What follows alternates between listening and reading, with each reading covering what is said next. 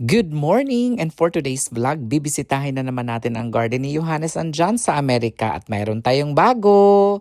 Ayan, tignan ninyo ang ating hanging tomato. Malapit nang i-harvest. At araw-araw pa rin tayong nagha-harvest nitong ating snow peas na para bang unlimited talaga sila guys. Ito, to. Ayan, oh. Ayan. Nilalagay namin to guys sa mga pansit. Ayan, or normal stir-fry veggies lang. Ayan, oh. Ang dami nila, dear. Hindi makikita ni Jan yung iba kasi, ayan, oh. Wow. Nagtatago talaga sila, dear. Hiding very well talaga sila. Ayun, meron nga ulit akong nalagpasan guys Araw-araw talaga kaming nakakakuha ng isang serving dito guys. Tapos hindi lang snow peas. Mayroon din tayong green beans doon. And mayroon din tayong basta iba't ibang gulay sa garden ni Johannes andyan. Alam mo kung ano yung pinaka-excited ako at hinihintay ko talaga? Yung talong namin. Kasi halos 4 months na yan guys Tapos hindi pa rin siya namunga. I think matagal talaga ang variety ng talong na ito bago mamunga. Siguro mga 1 to 2 months pa. Ay, dara, oh. Can we harvest na this, darling, oh? This one, oh? Can we harvest na that? Oh, yes. CD at saka hard. Okay, dali, Hi! Ay, wow! Red radish. In the Philippines, I know we have also like this, but mostly kasi sa atin, di ba guys, white radish. Ang white radish, dear, ay masarap yan siya sa sinugbang baboy, darling. Masarap yan sa sinugbang baboy. Yes, grilled pork, and then you mix it with that one. Can we eat the leaves, darling? Yes. No? Ay, salad? Yes. Oh. Pwede rin palang gawing salad guys. Itong radish na leaves. Ngayon ko lang nalaman yan guys ha. Hala kayong talong natin, dear, namunga na ang talong. Wow, ang Namulaklak lang pala guys, excited sa namunga. Pero for sure papunta na yan doon. Ang laki. na marunong na magtagalog si Jan. Hello to Norma Alarcon, shout out. Hello, umaga dito, alas 9 ng umaga. Chine-check lang ngayon ni Jan guys kung may mga beans pa rin tayong i-harvest kasi kahapon nag-harvest kami dito ng beans Baka meron na naman tayong ma-harvest today kahit konti lang. And then meron din tayong cucumber ata na harvestin dyan mamaya. The eggplant is already already has a fruit. Ayan. Hi Ming Ming. Ming Ming. Ming Ming. Ming Ming Ming Ming Ming Ming. Ming Ming Ming Ming Ming Ming Ming. Wow. Yan po guys ang ating cucumber. Hala dear. This one is already big already. Oh, ang dami. Yesterday it was very small, darling. This one Yan daming na-harvest ni Jan ngayon. Hala, ka-happy. Uy. Maka-happy talaga guys kasi hindi mo na maka-happy talaga kasi hindi mo na kailangan bumili sa mga market. Dara pa darling Turao. Norma Alarcon, Ivan Yanta, shout out to you. Ayan. Yeah, we'll have more soon. Wow. Okay, now it's time to harvest our beans. Kadami pa din talagang beans guys kadami. Alam nyo ba guys, we already have one big bag of beans, no? At hindi namin alam kung paano namin yun mauubos. Actually, pumunta dito kahapon guys ang aking mga kaibigan from Melbourne at talagang sinadya talaga nila pumunta dito. Bumiyahe sila ng halos 4 na oras guys no? Papunta lang dito sa bahay and then binigyan na rin natin sila guys ng mga beans. Kasi sa sobrang dami. Alam mo ba magkano ito sa store? It's almost $7. Hello to Weasley. Oh yeah, they charge a Zoo. Sabi ni Jan, ang mahal na daw nung $7. Mahal daw kaayod sila mag-charge, guys. Buti na lang meron tayong mga pananim, no? Hindi na natin kailangan pang bumili. Naalala nyo, di ba bumili ako ng nakaraan ng upo at saka string beans or yung sitaw? Hindi ko pa natanim siya ngayon, guys. Antayin na lang natin guys na mag-end yung season nitong green beans na ito at saka yung snow peas dahil yun yung ipapalit ko dito guys. Also to Jam and Kitty Makaraig, shout out. Si Jan pala dapat ang ating videohan.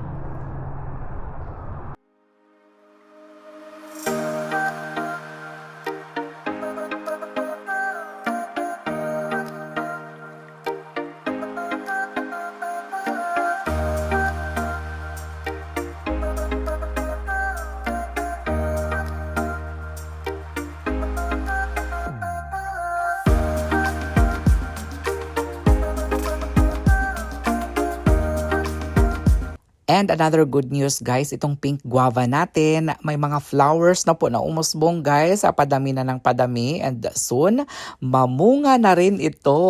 I'm very excited for this one guys kasi maganda ang benefits nito sa katawan natin ha, yung guava. Jam jam, shout out. Many more Baw ka flowers. nami, gid. Oo ka nami, gid More saya. flowers coming. Where? Oh yeah, that one. More flowers coming. You got 2. Yes. Hi guys, good morning. Good morning. Today we are going to make keto bread. Keto bread. 10 ounces of almond flour. This is good for those people who are on a diet because this kind of bread doesn't have a regular flour. For the Because instead, John is using almond flour for this recipe guys. Isusulat ko na lang sa description box guys ha, yung mga ingredients. 10 tablespoons. 7 tablespoons of butter and of course you have to microwave it guys para You gotta melt. melted siya. You will also need later baking powder. And of course, kakailanganin din ni John ng eggs for this recipe. I think nandyan lang sa gilid-gilid yun guys. O, ito na. 7 eggs lang din ang gagamitin ni John for this recipe. Basta isusulat ko na lang sa description guys ha, yung mga ingredients at kung paano ito siya ibibake. Dati akala ko guys makakatipid kami kapag gagawa kami ng homemade na keto bread dito sa bahay. Pero hindi pala, mali pala yung akala ko kasi yung mga ingredients din pala sa gagawin ni John ngayon na keto bread may kamahalan din pala. Pero okay lang guys, at least mas maraming magagawa si John at alam natin na fresh yung gagawin ni John na bread, o diba? Ang swerte ko talaga sa kay John guys kasi support talaga siya guys sa kung ano man yung mga sinasabi kong craving. Ang first na gagawin ay papahiran lang ni John ng butter itong ating bread pan para hindi siya dumikit guys.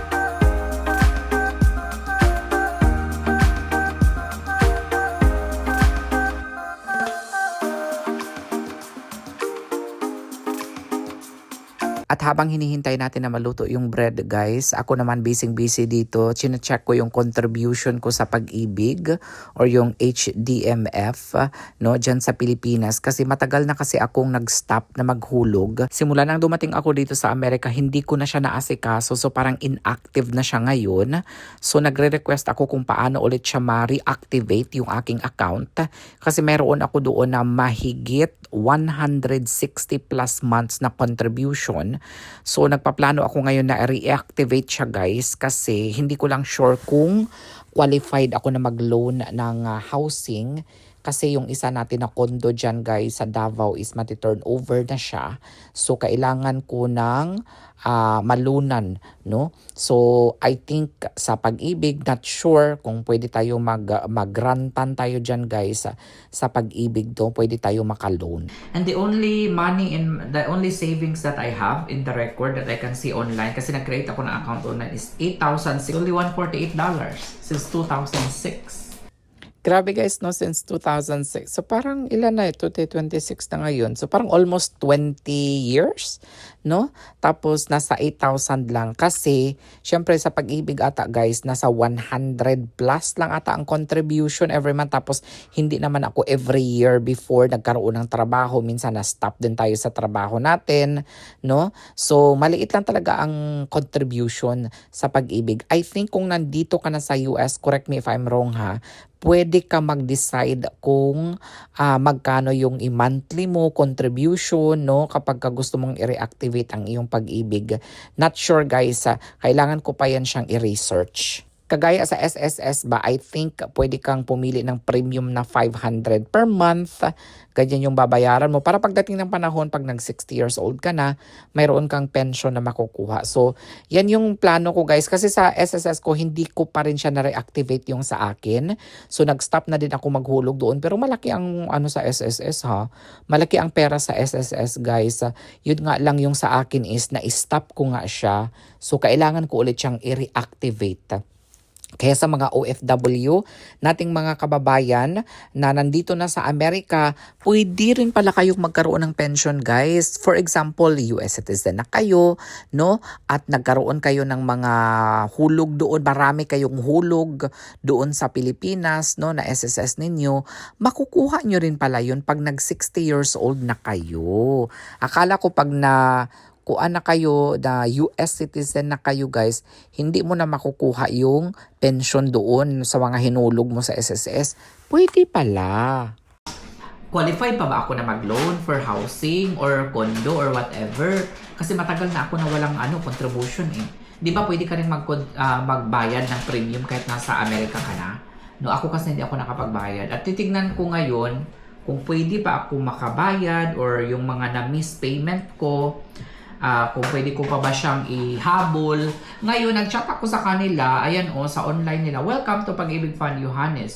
Thank you for messaging our live. And good news guys, nag-reply na sila sa akin and my account's been reactivated na. So pwede na ako na makapag-bayad ulit sa Pag-ibig. In fairness, ang bilis nilang tinugunan yung aking mga katanungan guys ha. Ako wala pang 24 hours, sumagot na sila kaagad sa akin at na-settle na nila kaagad yung issue ko guys, no? Yan ang gusto ko talaga. Ang bilis ng ngayon guys, no? Talagang online transaction na talaga tayo ngayon. Wow! Wow!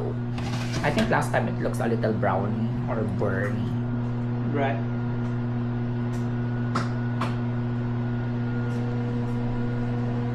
It's up to 160.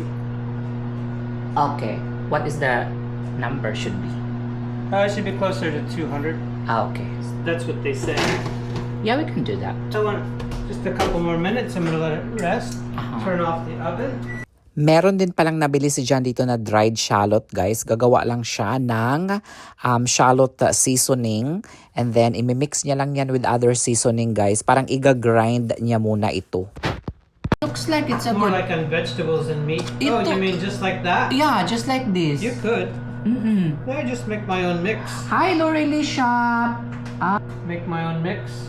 Oo. No salt. I control the salt when I prepare. But the ground shallot is better than the granulated onion. Marami talaga yun siyang alam na pinaglalagay sa mga sinusute niya. It's got roasty toasted flavor. Yes. Patilawan ako, darling. See if I will like it. You can smell them. It's a little sweet.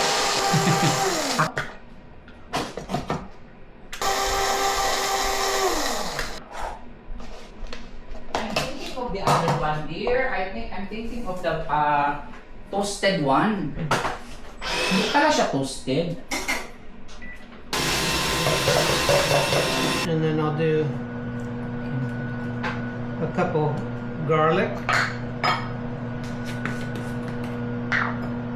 a couple onion powder,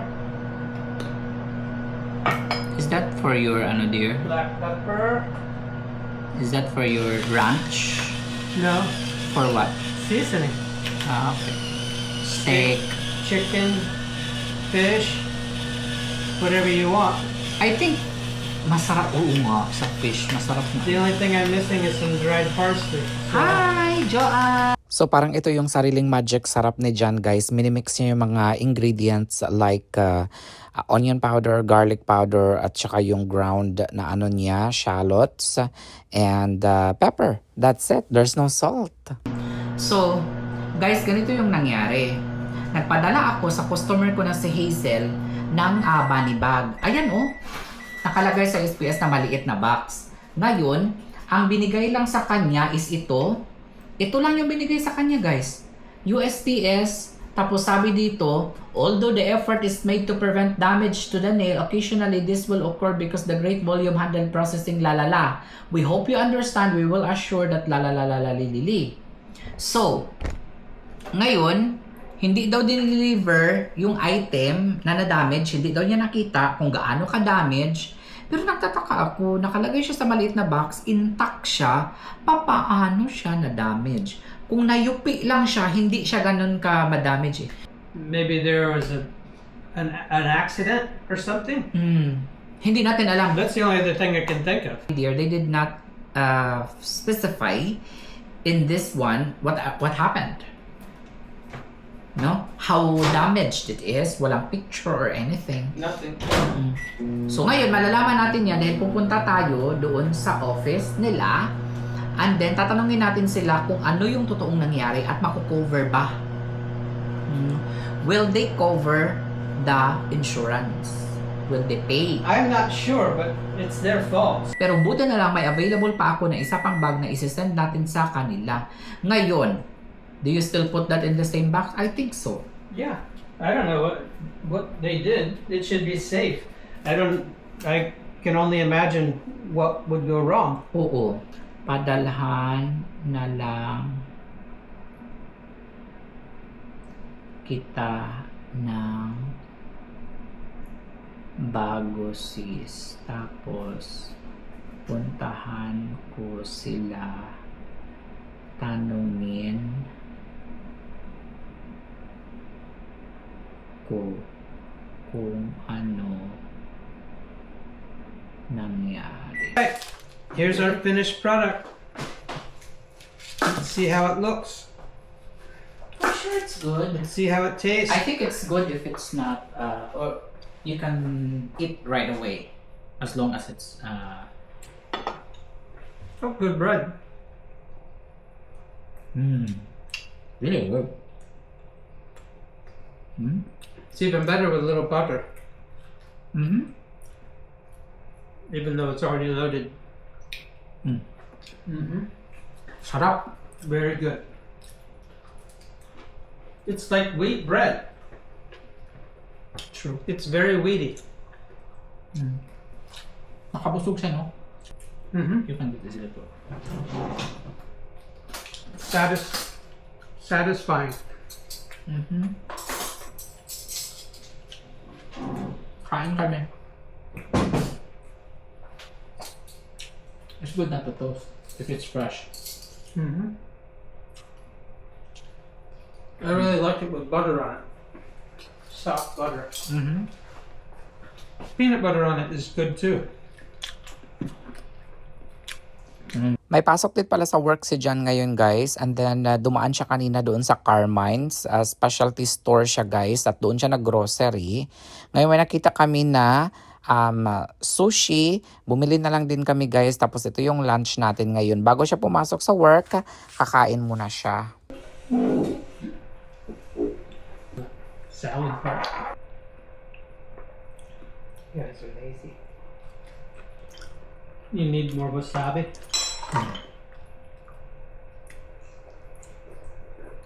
Okay. Morning guys, ayan kagigising ko lang and bumungad na sa akin itong problema. Problema guys na nawala yung package natin na pinadala noong nakaraan sa isa nating customer dito sa Amerika. Nag-order kasi siya nitong sling 18 natin. Ayan. And nung January 7 ko ata siya pinadala guys, and nag-message siya sa akin na may dumating na sa kanya na message na ang dumating lang sa kanya guys is yung waybill lang po yung dumating sa kanya. Hindi po dumating yung item. So hindi ko alam kung sino yung sisisihin. Pero sabi na sira daw yung item, na damage daw. So hindi ko alam, sobrang kapal ng box na ito guys. Papaano siya ma-damage? No? So hindi naman tayo mamasangil kung ano nangyari, nawala ba, gikawat ba, or sa bang kalamidad ang nangyari. But buti na lang may available pa ako na isa dito. Mag-file na lang ako ng parang refund or complaint or whatever dito sa courier na ito para ma-refund sa atin yung pera, mabalik sa atin yung pera. But grabe, ito yung mga nakakalugi sa negosyo guys, no? Yung I think I'm gonna list it as missing content, damage content. damage, because it says in their message, it says damage. Nagpa-file na ngayon si John guys ng tawag dito insurance. Ayun, insurance pala. So magpapadala, buti na lang may available pa ako na isa dito. So ipapadala natin ito sa kanya, and this time babalutin ko talaga siya ng mabuti, pero lalagyan muna natin siya ng information.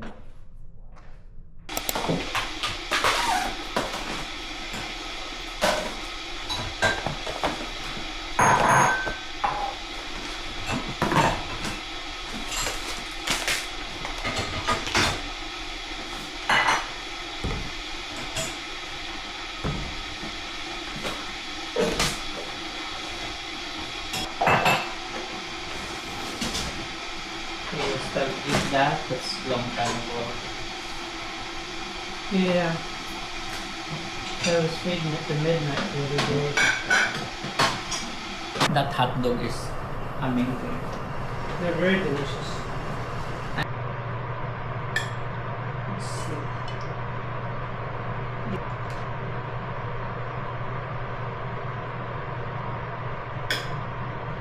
Currently, it's 5:30 at nagpe-prepare na din si John ng dinner namin.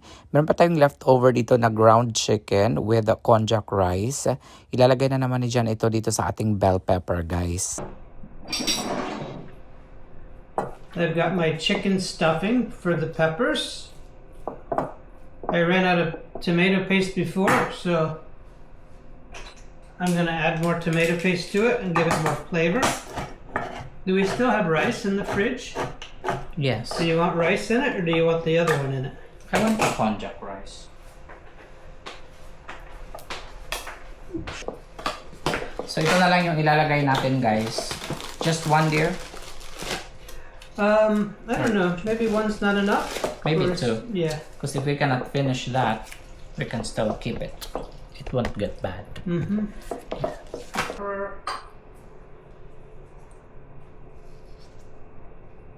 Just a touch.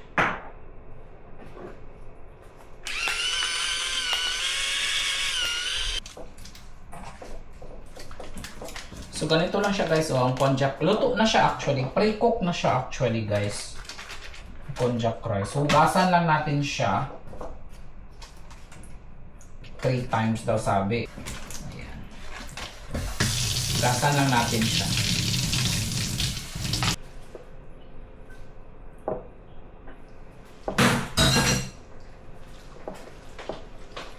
So it's a $20 guys for 10 packs? No? Yeah, I think it was 10 packs. It's still very expensive, but Worth it. it's good for the diet. Mm-hmm. It's all fiber. Mm-hmm. Ito na po yung peppers na nabili natin guys, oh. It's all fiber. Sa Trader Joe's. Got two pretty peppers. Guys, look. She wants to come in. She wants to come in. She's begging to come in. Yes, she is. That's unusual. Hi. I'll save some of the seeds. Maybe we can grow them in the garden. That's pretty. Mm-hmm. Oh, that's You- new. You want any cheese in yours? Oh, why not? Kind of Parmesan? Parmesan.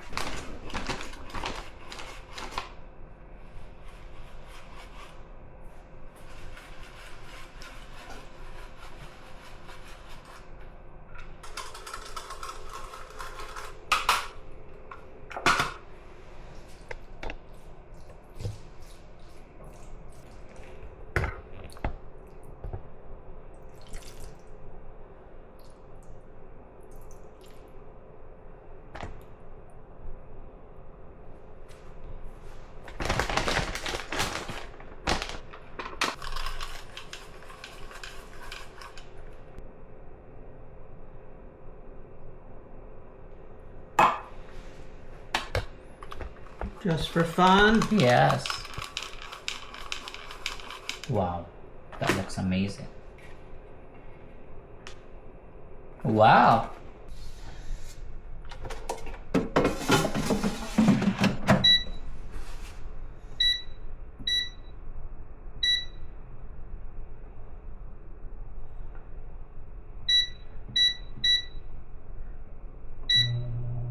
And then we'll just keep an eye on it to see how it does.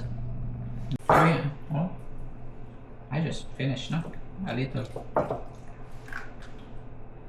325 degrees for 20 minutes, or we'll just keep an eye on it.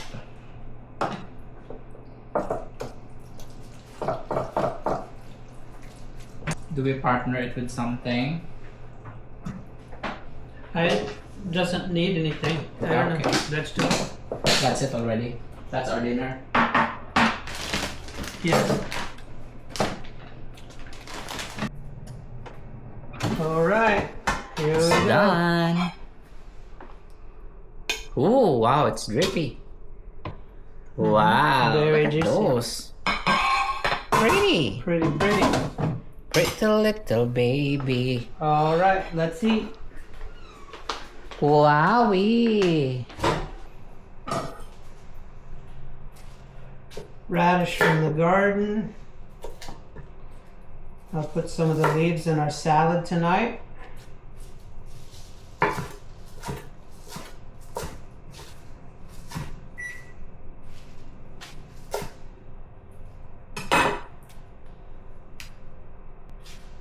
They say use the small leaves because the big ones are a little rough. But when I put it in a salad, I don't notice the difference. But these are very nutritious. Really nutritious.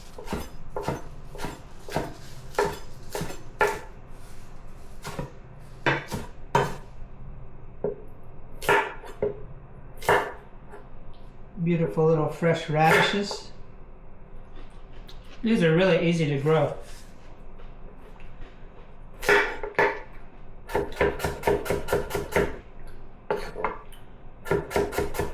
Has like a sweet flavor to it, not so peppery, which is good. When I was growing up, they always used to soak the radishes in cold water. Not sure why.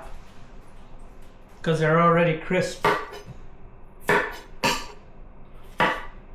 Here's our homegrown cucumbers to add to our salad.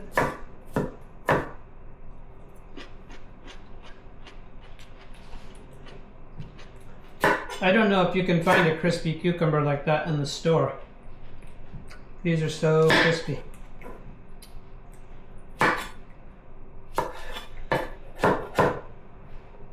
Even our cucumber that got caught in the trellis, ugly cucumber, is beautiful.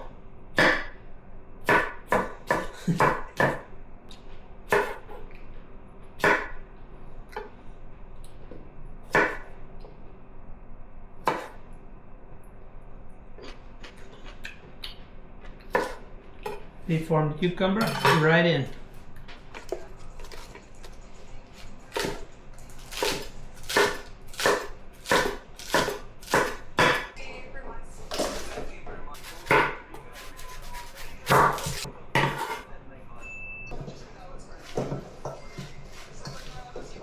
Hey, let's see it. Yes, guys. Nag-ano lang ako, guys. Exporting lang ako for my vlog tonight. Actually, hindi pa nga ito tapos eh. Minadali ko na lang yung vlog tonight. I rush it. This is from our garden. The radish, and of course the cucumber. And from Bednar's po yung So it's radish, it's Romaine. radish leaf. It feels prickly.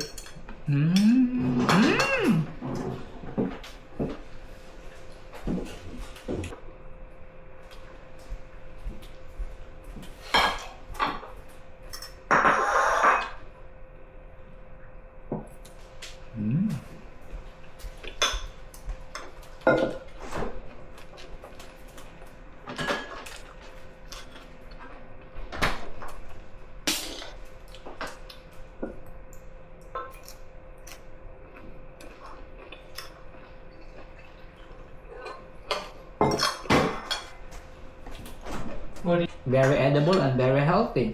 Most throw them away, but it's actually more nutritious than the roots. oh, I thought you meant the radish itself. No. May bago ako nalaman ngayon guys, research ko na more nutritious daw pala yung radish na leaves kaysa sa roots.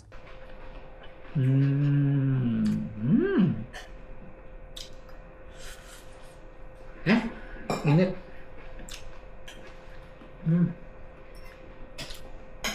I think we need spoon for this or not. Maybe not. Unahin ko muna yung kanyang taklob. Cover.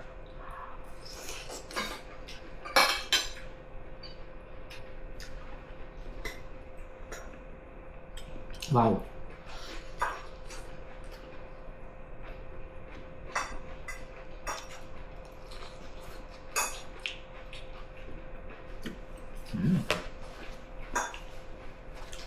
Ito na guys.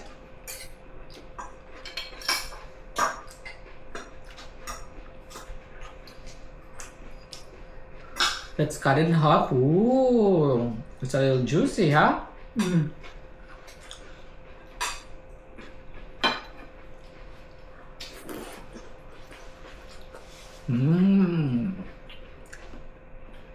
If it was regular rice, it would be not like that. Sobrang sarap talaga guys ng stuffed bell pepper. Ito na yung bago ko guys na paborito na pagkain. And that's it for our vlog today guys. Thank you so much for watching. Sana nag-enjoy kayo. Sa mga hindi pa nakapag-subscribe sa YouTube channel ni Johannes and John, subscribe na po kayo and click that notification bell para lagi kayong updated sa mga latest upload ko.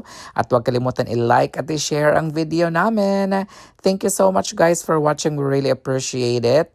At magkita-kits po tayo sa susunod na vlogs. Maraming salamat ulit. Bye!